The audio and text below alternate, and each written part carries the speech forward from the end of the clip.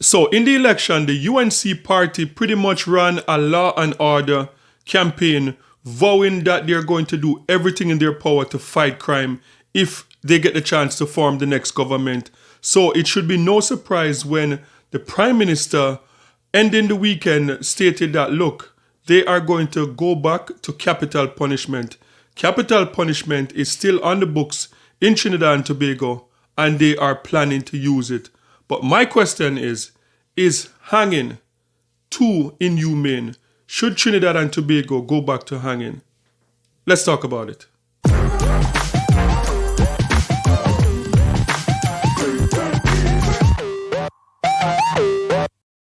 So at a press conference leading into the weekend, the Prime Minister of Trinidad and Tobago, Kamala Persad, she stated in that press conference that they are looking into what was a campaign promise to resume capital punishment. And it's very important to know that Trinidad and Tobago is the only West Indian island, the only English-speaking Caribbean island that still has a mandatory capital punishment on their books. So if you take someone's life, automatically capital punishment. And Trinidad and Tobago is the only West Indian island with that still on the book. So this is what the Prime Minister of Trinidad and Tobago had to say about that. Crime and security, which we talked a lot about on the campaign trail, I indicated that we intend to resume hangings, and today I want to give you an update of the research that we have found with respect to carrying out anything with respect to hangings. My ministers have provided. I instructed the Minister of Homeland Security, the AG, Minister of Justice, to provide an update on the possibility of resuming hangings. The number of inmates, I am told, on death row as of Saturday, May 10th, 2025, is 38. 38. Of these 38 inmates, only 18 are eligible to be hanged if we accept that these 18 have been sentenced to death and are yet under the 5-year timeline established by Pratt & Morgan by the Privy Council. So that is only these 18 condemned inmates under the 5-year timeline. The other 20 are over the 5-year timeline, though they have appeals pending.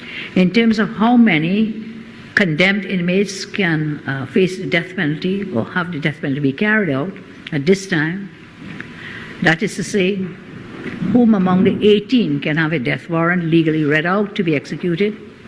Unfortunately or fortunately for some, the answer is none given the state of the law.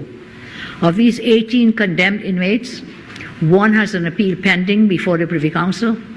The other 17 have appeals pending before the local appellate court, chamber of the Supreme Court.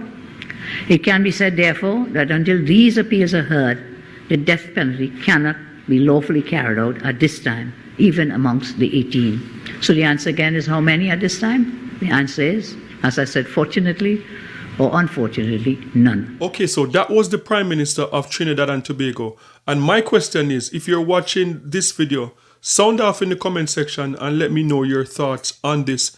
Do you believe in capital punishment? Do you think in 2025 an eye for an eye and a tooth for a tooth? So like equal punishment for what you did. Do you think that that should apply in 2025? So if you take a life, should your life be taken? Sound off in the comment section and let me know your thoughts. And it is obvious that over the decades within the West Indies, there are a lot of human rights groups that believe that capital punishment, especially hanging, is inhumane. And we have seen like fights all over the West Indies to remove this law. So this is a video from about 3 years ago when there was an attempt to remove the mandatory death penalty from the books in Trinidad and Tobago. Let's take a look. The Judicial Committee of the Privy Council has ruled that Trinidad and Tobago's death penalty will not be abolished. A challenge to the constitutionality of this law was brought before the courts by the Death Penalty Project, but the case has been dismissed. DK Rosta tells us more. If this challenge to the constitutionality of the mandatory death penalty here in Trinidad and Tobago was successful, it would have impacted all those on death row in this country, making them eligible for resentencing. The non-governmental organization Death Penalty Project, based at Simons Muirhead Burton LLP, mounted the challenge as part of the appeal for their client Jay Chandler, who was sentenced to death by hanging in 2012 for the murder of Kern Phillip. On October 8, 2004, Phillip died after being stabbed, while both men were serving sentences at Golden Grove Prison, Aruc. The organization appealed to Chandler's death sentence on the grounds that imposing the punishment automatically was unconstitutional. However, in Monday's ruling, Lord Hodge, one of the most senior judges on the Judicial Committee of the Privy Council, said that it was not a question for judges in London, but for Trinidad and Tobago's Parliament. The mandatory death penalty is an automatic sentence of death for every person convicted of murder under Trinidad and Tobago's Offences Against the Person Act 1925. To date, Trinidad and Tobago is the only country in the English-speaking Caribbean that retains the mandatory death penalty. There have been no executions carried out in Trinidad and Tobago for over 20 years, with the last hanging taking place in July 1999. Okay, so as I said, Trinidad and Tobago is the only British West Indies island, the only island in the West Indies that still has the mandatory capital punishment on their books. I know in other islands, most of the other islands, they pretty much have the same thing, that depending on the crime, you'll get life in prison. But some with the possibility of parole, some without the possibility of parole. You're just going to spend your entire life in prison behind bars. It's been an argument for decades about the feasibility of having life sentence and having taxpayers taking care of someone who would commit some heinous crimes within the Caribbean. There's always that argument. And then to the flip side, there's an argument about, in terms of capital punishment, what if the person that's sentenced to death and is going to receive the capital punishment, what if that person is really innocent? Because we have seen a few cases across the Caribbean where DNA have exonerated a lot of people in certain cases, because 30, 40 years ago, when we did not have the technology and DNA testing and those type of technology, people would have been arrested and would have been charged wrongfully. So that is another argument. And for me, I would say, like, where capital punishment is concerned, I am on the fence. I'm not the type of person that really believes in capital punishment. But when you see what is going on in certain places in the Caribbean, especially when it comes on to women and children, sometimes you just can't help to say, like, look, you know, this is going too far. So some of these perpetrators of these crimes deserve capital punishment. But for me now, in terms of hanging, I don't think that this hanging, like resume hanging, is going to go far, because hanging is something that in 2025 would be seen as inhumane.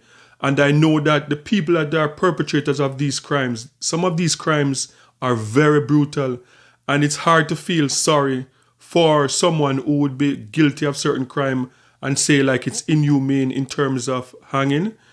But that is just the reality of it. And that is why in America and in most of the developed world, they go to injection. And I believe that hanging is just not going to go far with a lot of people, whether it's in the Caribbean or international organizations. Once they hear hanging, that is not going to go far. I think the injection would be easier for people to digest, but I don't think hanging is going to go far. And another thing that is important to note, like for people that are making this decision in the Caribbean and for Trinidad and Tobago now, the current UNC government, what you have to take in consideration when you're talking about hanging is the historical, like, thing behind hanging, especially in the Caribbean. Most people, 99.9% of people that were hanged in the Caribbean are people of African descent. And it's something that we've seen from slavery in the Caribbean, where a lot of slaves were hanged, and it was like a public display of like, look, if you rebel, you're going to end up like this.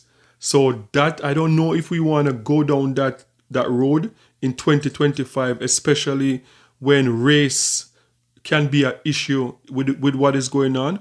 But the historical like context behind hanging, in particular in the Caribbean, it's predominantly with Africans.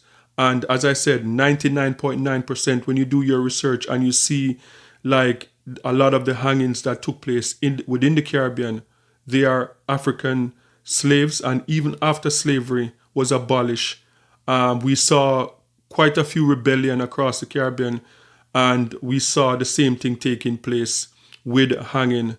I think Paul Bogle was a perfect example of that.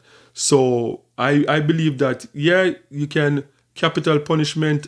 My personal belief is that this is almost like a scare tactics. I don't think the UNC government is seriously going to do this. I think this is just something to let criminals know that, look, we have this in our pocket and we can use it. So stop fooling around. But as I said, I don't think in 2025 that is going to happen. I think more likely, if any form of capital punishment, it would be like injection. So guys, sound off in the comment section and let me know, what are your thoughts about this? Do you believe that capital punishment should be used for criminals in Trinidad and Tobago that are committing some of the most heinous crimes? And if you believe, do you believe that hanging is the way, or you think that something like lethal, like injection, would be a more appropriate capital punishment for 2025? Let me know in the comment section. And don't forget to like, share, and subscribe for more amazing content. And remember, peace. I'm out.